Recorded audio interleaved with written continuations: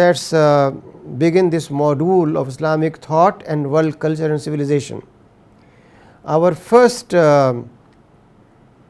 discourse in this deals with from human to revealed or unified knowledge. Next slide please. Nauman, are you around? Yes.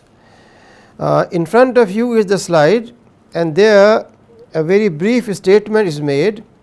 Islamic thought and culture can be understood adequately if we know how we conceptualize objects, their real nature and their form and essence, their interdependence and relevance with our life, which means objects around us, we ourselves, human beings around us, society around us, universe around us, history around us, institutions around us, all those are objects to be understood, and how they relate.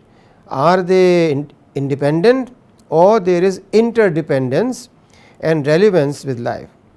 We generally consider certain actions as good or bad, civilized or uncivilized, dignified or undignified. What is the basis of our criteria for such judgments is determined by the thought system and values we subscribe. In other words, what we are saying here is, when we say, I have met so and so and he is a very polite person or rude person, or he thinks very high about himself or very humble, then we are making a judgment which is based on our understanding of how a person should behave.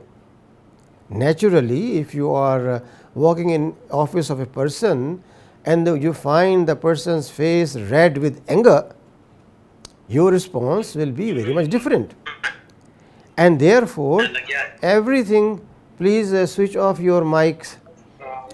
Everything that we do ultimately is a matter of value judgment, and value judgment is done by way of what is our thought about values, from where values come. Therefore, there are some basic questions that arise when we talk about human thought. Next slide please. How human thought in any of our areas of interest is generated? What are the sources of our knowledge? Can knowledge acquired through senses is sufficient? Similarly, what is status of non-sensory knowledge?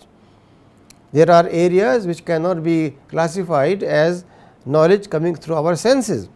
When we perceive an object in our intellectual cognition linked with stored up previous experience or perceptions, what is the role of personal experience in knowledge generation? For example, I see a dream, or I have a spiritual experience. What is its relation with knowledge and with knowledge of others? These and similar questions call for a systematic study of origin and development of thought and Islamic thought in culture and civilization.